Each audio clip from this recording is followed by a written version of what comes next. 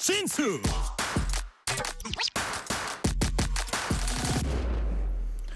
헌법재판소의 윤석열 대통령 탄핵 심판 선고를 앞두고 여야 공방도 더 치열해지고 있습니다. 윤 대통령 파면을 촉구하면서 삭발을 한 민주당 전진숙 의원 지금 전화 연결돼 있습니다. 전진숙 의원님 안녕하세요. 네, 안녕하십니까? 네, 시간 내주셔서 감사드리고요. 자, 이번에 하시기 전에 혹시 이전에 삭발을 해 보신 적이 있나요? 아니요, 한 번도 해본 적이 없습니다. 네, 그 사실은 이게 뭐 하지 않은 사람은 잘 모르지만 하면 이게 네. 마음이 되게 좀 그렇다고 하는데 그런 뭐 약간 인간적인 감정이랄까 그런 거 좀 느끼셨어요? 그렇죠. 처음에 그 여성들이 또 삭발을 한다고 하는 건 쉽지는 않잖아요. 물론 네네. 남성들도 마찬가지긴 하지만 특히 여성들한테는 머리카락이 주는 의미가 또 있는 거여서 네. 예, 결심하면서 그것밖에 제가 지금 현재 할 수 있는 게 없다 이런 생각도 좀 들었고요. 왜냐하면 윤석열 대통령이 구속 취소가 되면서 너무 답답하고 잠도 안 오고 막 이러면서 제가 선택했던 최후의 저항 뭐 이런 거였던 것 같아요. 네.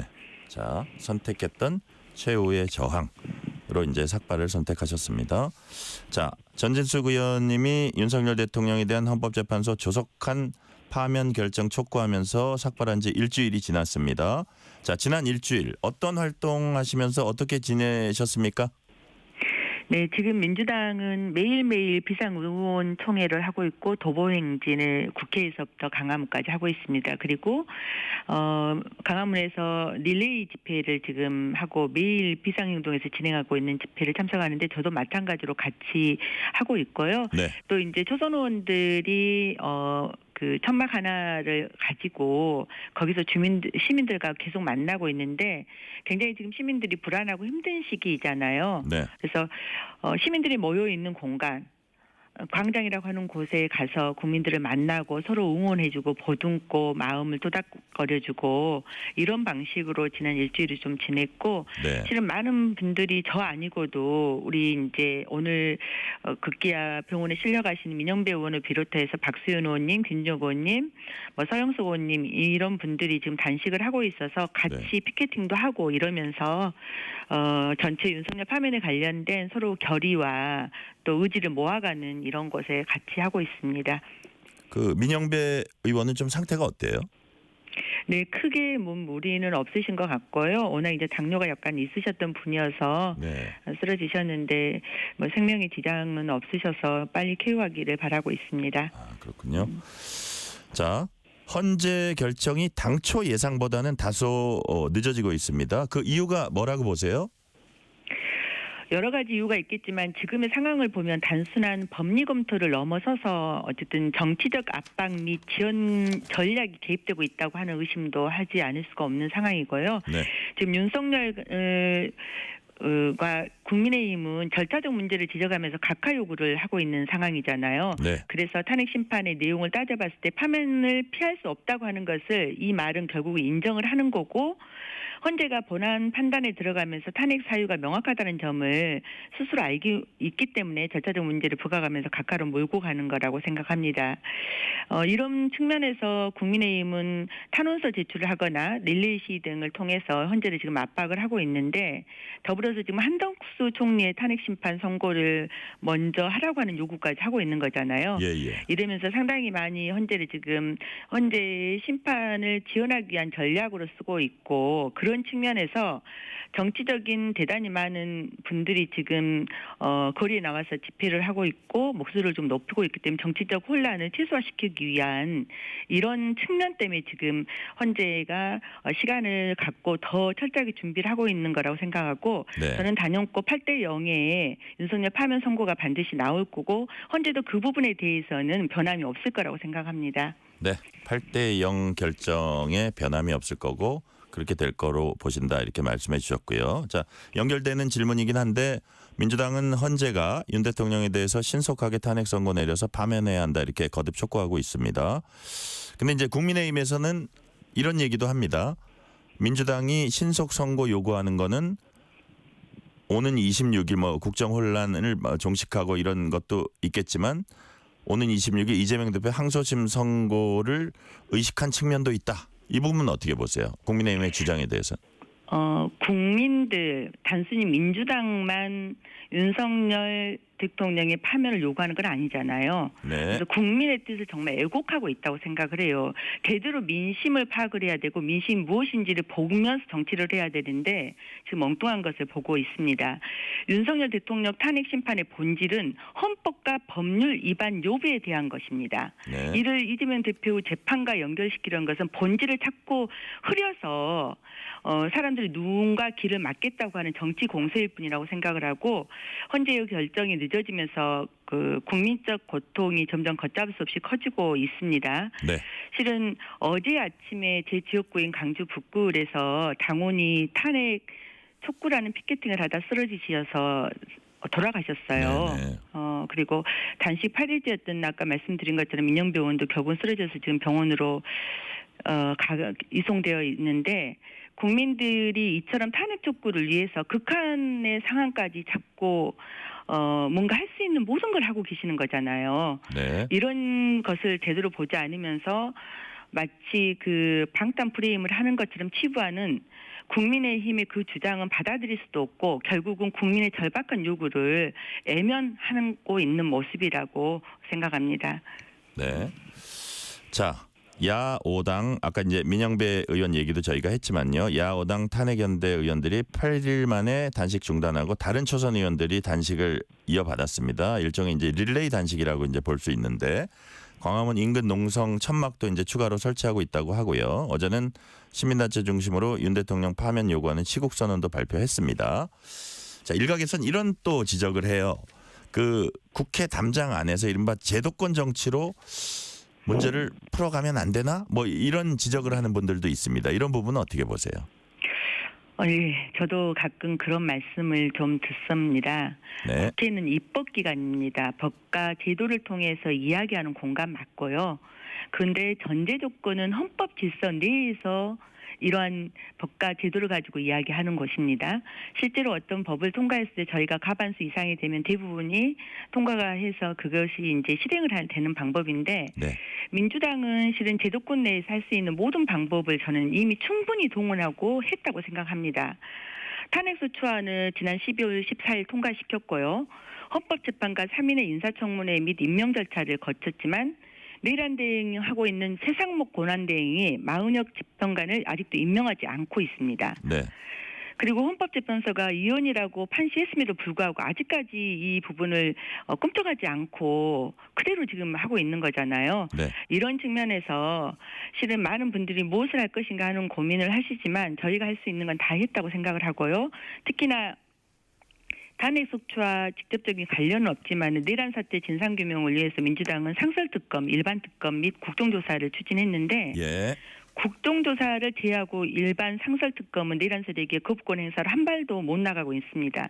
이런 상태에서 실제로 저희 국회의원들이 할 수 있는 것은 이제 온몸으로 저항하는 거고 국민 속에서 국민의 뜻과 함께하면서 저항하고 헌법재판관들이 네. 최대한 빠른 시일 안에 선고를 해주기를 기다리고 있는 거라고 생각을 해요. 그렇게 봐주셔야 될 문제인 것 같습니다. 네네. 자, 관련해서 그 이제 여야가 서로 상대방의 방식을 이제 비난하는 지금 모양새인데 국민의힘에서는 또 이런 주장을 합니다. 그 뭐 거리로 나가는데 국민의힘은 개별 의원들 뭐 릴레이 뭐라 그럴까요? 그 집회 참가하고 그다음에 올라가서 릴레이로 얘기하고 그런데 국민의힘은 투톱 그 두 권영세 뭐 권성동 투톱 어떻게 보면 지도부는 우리는 거리로 달려가지 않았다. 뭐 이런 주장을 하거든요. 이런 네. 지도부는 그래도 국회를 지키면서 해야지 좀 사람들이 덜 흥분하고 그렇지 않겠느냐 뭐 이런 주장을 하는 분들도 있습니다. 그 부분은 어떻게 보세요?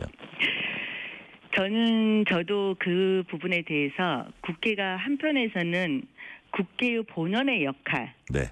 하지 않고 거리로 나오냐라고 이야기하시는데 국민의힘이 그렇게 뭐 저희 국회에서 할 수 있는 뭐 다 최고위원이며 저희가 상임위원장으로 있는 네. 상임위원회는 할 건 다 하고 할 건 다 하고 있습니다. 예. 저희도 보건복지위원회인데 보건복지위원회에서 최근에 연금 문제, 의료 인력 수급 측면 이제 계속 다 진행을 하고 있어요. 예. 그런 측면을 명확하게 보셔야 되는데 모두가 마치 거리에 나가서 투쟁하고 있는 걸 저희 할 것은 다 하고 거리에서 국민들과 함께 할 수 있는 건 또 같이 하고 네. 이걸 두 개를 같이 병행을 하는 거고 오히려 5인 1조가 돼서 헌재를 압박하는 방식의 릴레이 시위를 하고 있는데도 불구하고 책임을 지시하지 않으려고 하는 국민의힘이 선긋기를 하고 있는 거라 생각을 해요. 네. 저희 민주당에서도 단식도 삭발도 계속 릴레이 발언도 집회를 하고 있지만은 우리가 같이 국민의 뜻을 같이 모아서 가야 된다고 하는 이런 결기를 가지고 진행을 하지 그 우리 어떤 지도부가 이거는 개인이 알아서 하는 문제라고 하지 않습니다. 공동의 문제를 공동이 같이 책임지고 함께 하겠다는 뜻을 오히려 밝히고 있는 게 오히려 더 솔직한 거 아닌가요? 자, 그런 말씀이시고요. 자, 윤 대통령 탄핵 찬반 시위가 대규모로 진행되고 있습니다. 근데 이제 그 보수 쪽 시위를 보면요. 8년 전 박근혜 전 대통령 때와 달리 어쨌든 반대 진영이 좀 결집하는 모양새입니다. 그 배경은 뭐라고 보세요? 실은 이번 탄핵은 윤석열이 김건희를 지키겠다고 하는 망상에서 기인한 유언 이보판 12.3 비상계엄에서 출발을 했습니다. 네. 17년 저희가 2017년에 박근혜 탄핵으로 허망하게 정권을 헌납했다고 생각하는 국민의힘과 극우 세력이 이번에도 또 정권을 그냥 뺏길 수 있다고 하는 어쩌면 삐뚤어진 학습 효과에서 비롯된 망상의 연장선상이라고 저는 이야기할 수밖에 없고 이성적으로 판단할 수 없는 부분이다. 이거는 그 누구에게도 결국은 그 애국을 시킨 진실 속에서 거짓을 자꾸 만들면서 여기에 종교와 신념화된 종교 집단과 일정년도 유튜브를 가지고 돈벌이를 하고 있는 유튜버들과 극단적 사이비 종교가 같이 결합이 되면서 이들을 찾고 밖으로 내모는 이런 것들을 더 강화시키고 있는 형상인 것 같습니다. 네. 자, 근데 그 과정에서 탄핵 반대 집회에서 이런 말들이 나와요. 계몽이란 말이 나오고 국민 저항권이란 말이 나옵니다. 이런 부분은 어떻게 보세요? 계몽이라니요. 계몽이라고 하는 사전적 의미는 어떤 지식 수준이 낮거나 인습에 젖은 사람들을 깨우쳐서 가르친다고 하는 의미예요. 네. 근데 우리 국민은 되게 현명하신 분들이에요. 집단지성의 힘을 항상 매번 정치적 어떤 행위를 할 때 보여주셨던 분이고 스스로 사고하고 판단할 능력이 있는 주권자이자 특정 세력이 주권자이지 어떤 특정 세력이 특정 이념을 가지고 가르칠 집단은 절대 아니라고 생각합니다. 또 국민 저항권도 함부로 남용될 개념이 절대 아닙니다. 우리 헌법에서 불의에 한거한 4.19 민주이념을 계승한다고 명시를 함으로써 저항권을 인정한다고 보는 것이 보통의 우리가 그 사례로 또 이해로 하고 있는 거고요. 그래서 4.19와 같이 정부가 헌법을 파기하고 국민의 기본권을 침해할 때 행사할 수 있는 최후 수단이 이 바로 국민의 저항권인데 지금 국회의 탄핵소추안 의결과 헌재의 탄핵 심판은 헌법과 법률이 정한 절차대로 진행을 했던 거예요. 오히려 법원에 난입하고 난동을 부리고 또 그 폭력을 정당화하기까지 하는 국민의 저항권이 아니라 헌법을 부정하는 행위이고 헌법이 인정하지 않겠다고 하는 헌법이라고 하는 것은 우리의 모든 사고의 기본인데 그것을 근본적으로 흔드는 이런 행위이기 때문에 이 두 가지 용어는 절대 써서도 안 되고 의미 자체를 제대로 진짜 사전에서 좀 보면서 공부를 좀 하셨으면 좋겠어요. 네, 헌법재판소의 윤 대통령 탄핵 심판 결정에 대한 승복 문제를 놓고도 여야는 공방을 벌이고 있습니다. 국민의힘은 이재명 대표의 공식 입장 표명 요구하고 있고 민주당은 윤 대통령이 사전에 승복하겠다는 뜻을 밝혀야 한다고 요구하고 있습니다. 자, 의원님 보시기에 승복 문제 이 부분 어떻게 돼야 하며 이게 왜 중요하다고 보세요? 어떻게 보면 헌법재판소는 사법부 사법기관입니다. 그런데 저희는 기본적으로 87년 이후에 헌법재판소를 만들면서 헌법재판소가 가지고 있는 그 권위와 존엄성을 다 인정을 하고 있는 건데 그래서 어떤 결정이 나면은 그건 당연히 받아들여야 된다고 생각을 하고 있는 거예요. 그런데 승복 당사자인 피청구인 윤석열은 오히려 윤곽근 변호사에 의하면 선고 시기도 헌재 결정도 없는데 승복 여부를 묻는 것은 한쪽 결정을 전제하는 것이로 답변할 상황이 아니다 이렇게 이야기를 하고 있습니다.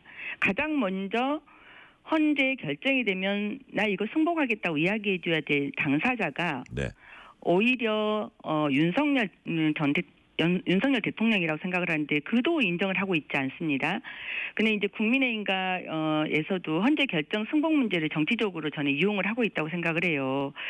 그러니까 온희룡 전 장관도 공정한 재판이면 승복 논란 자체가 필요 없다는 의미를 그렇게 말하면서 자꾸 의미를 희석화시키려고 하고 있고 한동훈 전 그 대표도 헌법재판소의 결정을 따르는 게 기본감이라고 하는 원론적 그 입장만 표현을 하고 있는 거잖아요. 지금 결론적으로 윤석열 본인이 탄핵심판 결과에 대한 승복을 하겠다고 하는 입장을 밝힌 적이 없고 이미 이들은 서부지법 난입, 기물 파손 이런 것들 이런 폭력 행위를 저지른 바 있으면서 그때 윤석열과 국민의힘 이를 두둔하기까지 했었어요. 그래서 이런 행위는 근본적으로 있을 수도 없고 앞으로도 있어서는 안 되는 거라고 생각하고 헌법재판소의 결정은 법과 원칙에 따라서 당연히 존중받아야 되는 거고 지난 12일 날 이재명 대표는 그 이야기를 충분히 하셨어요. 저는 그렇게 생각을 하고 그래서 오히려 민주당에게 또 다른 방식으로 승복 요구를 하는 것은 정치적 공세가 아니라 사회적 혼란을 방지하기 위한 필수 조치다. 이것은 민주당은 이렇게 오히려 말을 하고 있는 상황입니다. 네. 자, 이런 가운데 김영현 전 국방장관 비롯한 내란 중요 임무 종사 혐의 받고 있는 인사들 재판이 시작됐습니다. 자, 다음 주엔 윤 대통령에 대한 내란 혐의 2차 공판 준비 기일도 잡혀 있습니다. 자, 내란 혐의 재판 이건 형사 재판이잖아요. 이게 헌재 결정과 상관관계가 있다고 보세요?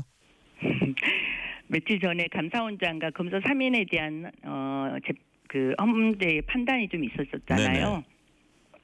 거기서 저희가 이법 행위는 있으나 탄핵할 정도는 아니지만 권력 남용이 아니라고 하는 이야기를 하면서 근본적으로 이법이라고 이야기를 했던 문제지만 이것이 곧바로 윤석열 대통령의 헌재 결과하고는 아주 무관한 문제라고 생각을 합니다. 네. 그래서 똑같이 헌재가 조속한 판단을 내리지 않으면 오히려 정치적 불안정과 국정 혼란이 계속 심화될 거기 때문에 최대한 지금 빠른 시간 안에 헌재가 결과를 발표해주는 이게 되게 중요할 것 같아요. 예. 예.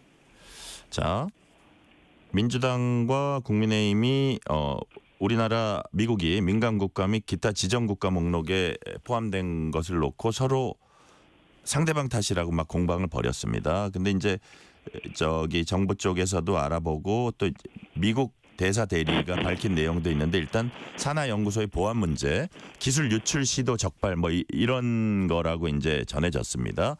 그럼에도 불구하고 민주당에선 이런 것 조금 외교 참사라는 표현을 썼었는데 이게 문제가 있다고 보시는 건가요? 어떻게 대응 방안은 어떻게 그럼요. 됩니까? 예. 지난 1월에 민간국가로 분류가 됐습니다. 네. 그런데 2달 동안 상황 파악조차를 하지 못했던 게 지금 현재 윤석열 정부예요. 여전히 그는 대통령으로 현재 있기 때문에 그런데 실제 미국이 사전 협의도 없이 한국 정부를 패싱했던 상황인 거잖아요. 그래서 정확하게 저희는 윤석열 정부의 무능의 극치가 바로 이 문제다라고 판단하는 거고 그동안 한미 동맹이 굉장히 중요하다고 강조를 했는데도 불구하고 패싱을 당했기 때문에 닥쳤던 개 지붕 쳐다보는 격이라 이렇게 말씀드릴 수밖에 없고 또 하나는 윤석열 및 국민의힘의 주요 정치인이 무책임한 핵 무장론에 대해서 계속 이야기를 해왔었잖아요. 네. 이것이 가져온 애교 참사다. 그래서 한미관계 파탄 주범이자 핵 무장론으로 어떤 정치 선동을 하면서 한미동맹을 위기에 빠뜨렸고 결국은 12월 3일 군사를 이동을 하면서도 서로 상호 간에 소송을 하거나 이런 것들이 없으면서 네. 신뢰관계가 저는 파기가 된 상태이기 때문에 민간국가로 지정을 초래했다고 생각을 합니다. 지금 민주당은 민간국가 지정 철회 촉구 국회 결의안을 지금 준비를 하고 있고 20일 본회의에 상정을 해서 통과를 시키려고 준비하고 있고요. 네. 또 한편에서는 미국의 한국 민간국가 지정 사태 관련한 정부의 애교 참사 진상 규명을 위한 국정조사 요구안도 추진을 하고 있습니다. 네. 이런 방식으로 계속 민주당은 이 일을 조금 할 계획입니다. 네. 자, 지금부터는 정책적인 질문 몇 개 드릴게요. 전진숙 네. 의원님은 국회 보건복지위 소속입니다. 의정 갈등이 해소되지 않은 가운데 서울대 의대 교수 4명이 전공의와 의대생들을 향해서 이런 얘기를 했어요. 일종의 비난인데 면허 하나로 전문가 대접받으려는 모습도 오만하기 그지없다. 이런 말을 했다고 합니다. 이에 박단 전공의 비대위원장은 위선이다. 착취를 정당하지 말라 반박했습니다. 이 논란 어떻게 파악하고 계십니까? 실은 지난 1년 동안 정부의 독단적인 2,000명 등원 결정에 반발하는 하나의 입장으로 의료계의 의견을 수렴이 되었습니다. 네네. 그동안에 저희도 최대한 의견을 수렴하려고 노력을 했었고 그래서 최근에 의사인력 수급추계위원회 설치 법안을 통과를 시켰고요. 네. 그리고 또 전공의 수련 환경 개선 등 의료계 요구사항을 최대한 해결하기 위해서 국회는 노력을 했습니다. 그리고 또 환자단체나 시민사회단체 상당히 많이 양보해왔다고 생각을 해요. 예. 더불어서 의료 대란의 국민 혈세가 3조 5,425억 원을 썼고 구할 수 있었던 환자가 3,136명이 사망을 했습니다. 국민의 피해가 그만큼 막심했다고 생각하기 때문에 이제는 복귀가 필요하다는 목소리가 의료계 내에서도 커지고 있는 상황이고 예. 저도 오늘 SNS 입장문을 통해서 이제는 의대생과 전공의 복귀를 호소한 돌아와야 된다. 돌아와 주십시오라고 호소를 했고 예. 국회는 더욱더 중대 역할을 더해서 의료가 정상화될 수 있도록 노력하겠다는 말씀으로 대신하겠습니다. 예. 그러니까 돌파구를 어디부터 마련해야 할까요? 그러니까 한 발씩 좀 양보도 필요하다 그렇게 보시나요? 그럼요. 실은 전공의 7대 요구사항 중 5개는 이미 알려있거나 추진 중이에요. 이제는 밖에서 싸움보다는 안에 들어와서 다시 한번 이야기하면서 좀 풀어갔으면 좋겠다고 하는 그런 간절한 마음을 좀 전하고 싶어요. 네. 자, 전진숙 의원님은 지난해 지방의료원 설립 운영에 관한 법률 개정안 발의하셨습니다. 지역 간 의료 격차 해소를 위해서 지방의료원 신설한 경우에 예비 타당성 조사 면제 준다는 내용 담고 있습니다. 자, 이제 취지 자체는 아주 좋습니다. 근데 예타 면제 이 부분이요. 이거는 다른 국책 사업들과 이제 형평성 문제도 이제 발생을 할 수 있어서 좀 신중을 기해야 되는 거 아니냐 이런 지적도 또 있어요. 이 부분은 어떻게 보세요? 네. 예타가 경제성을 중심으로 해서 진행되는 건 사실인데요. 그 경제성보다 더 중요한 게 국민의 생명 아니겠습니까? 네. 실은 대한민국 헌법 제36조 3항에도 모든 국민은 보건에 관하여 국가의 보호를 받는다라고 규정이 되어 있습니다. 근데 말씀하셨던 것처럼 현실은 거주지에 따라서 보건의료 서비스가 심각하게 차별을 갖고 있고요. 네. 광주에서도 첫차타기가 되게 어렵다고 이야기를 해요. 왜냐하면 서울로 상경해서 치료하는 사람들이 그만큼 많다고 하는 겁니다.